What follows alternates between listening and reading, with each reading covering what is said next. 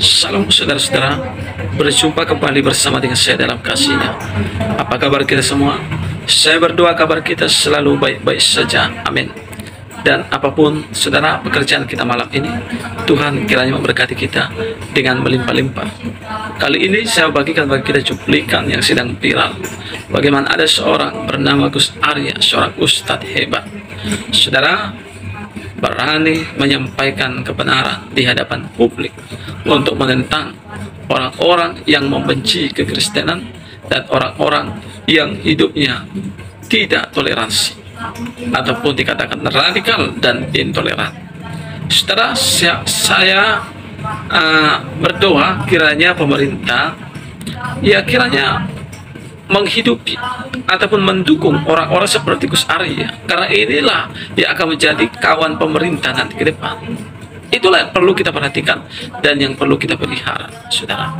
Kita simak dulu apa yang dikatakan oleh Gus Arya. Berikut videonya.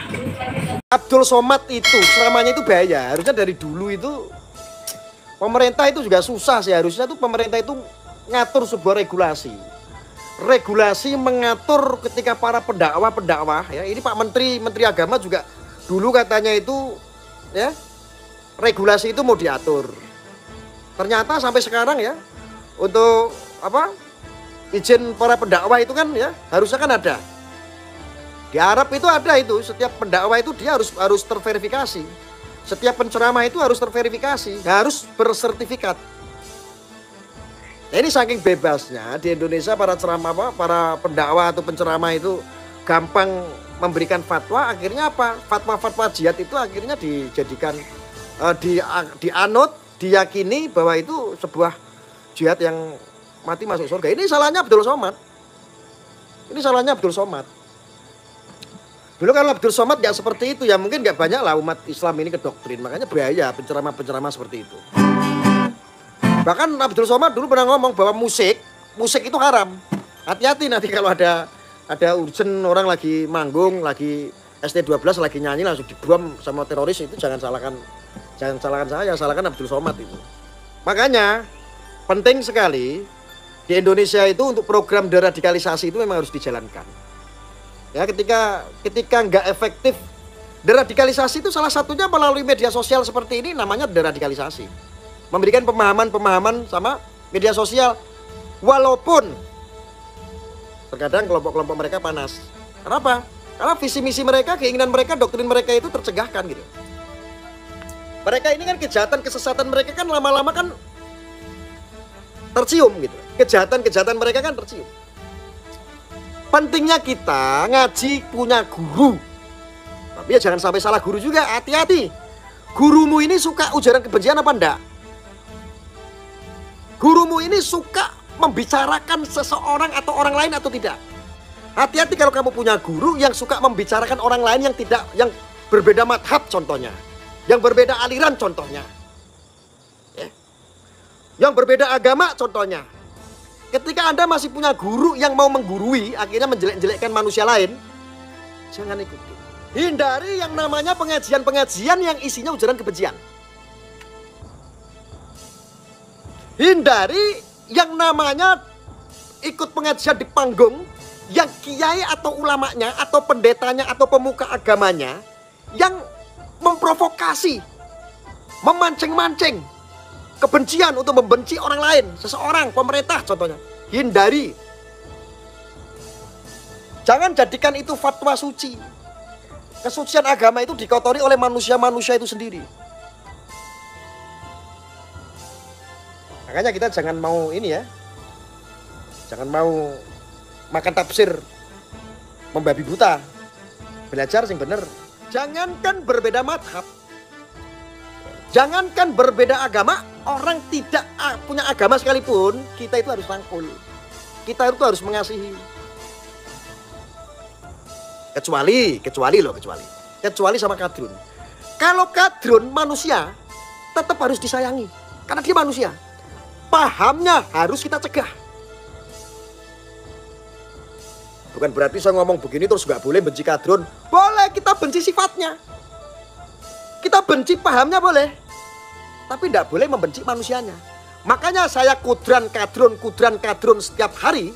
Yang saya sampaikan ini adalah bukan manusianya tetapi sifatnya.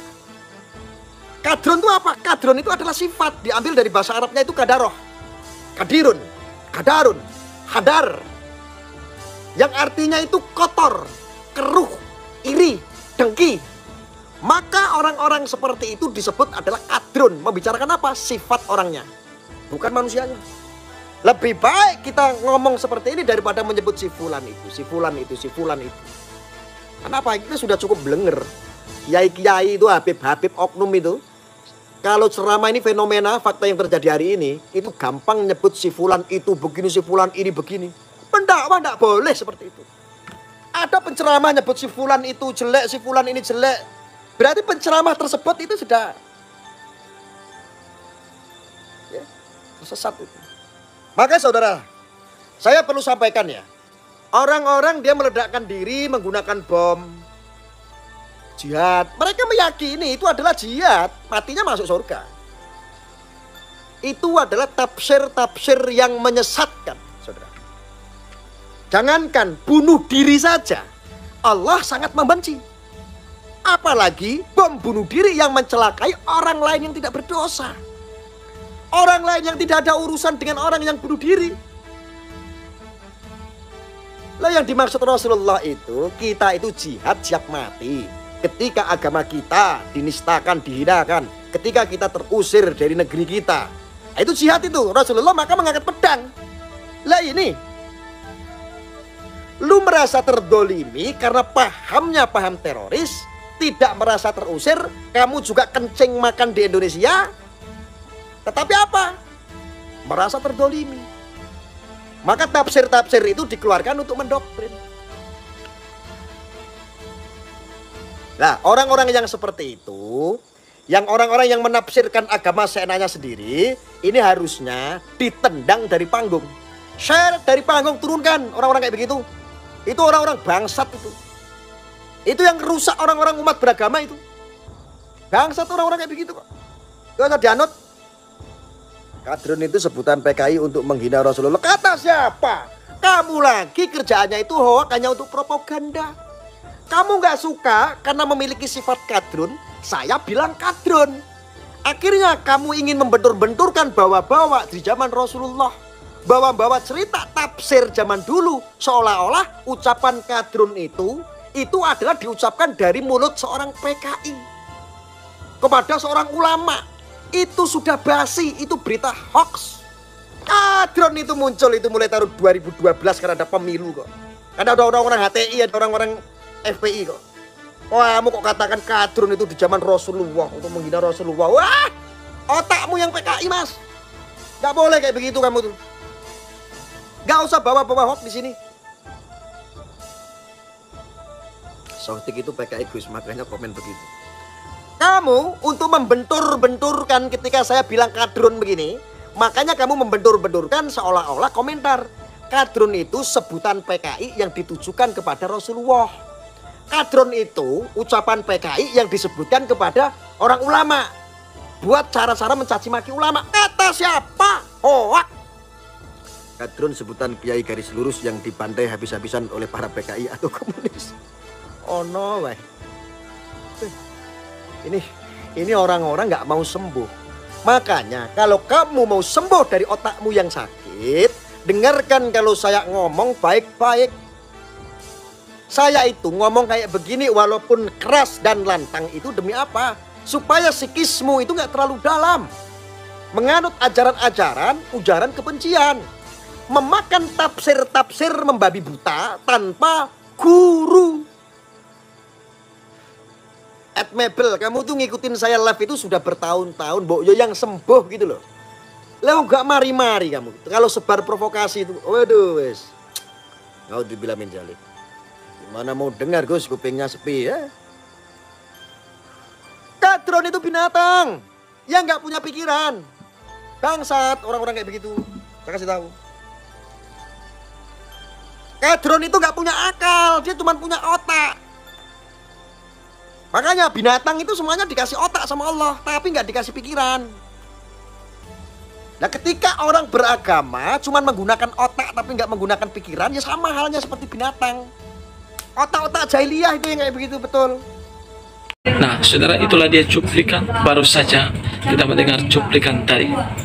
Apapun menjadi tanggapan saudara tentang video ini, silakan isi di kolom komentar, dan pastikan jari saudara pakai dengan tangan yang memberkati, sehingga orang melihatnya diberkati juga.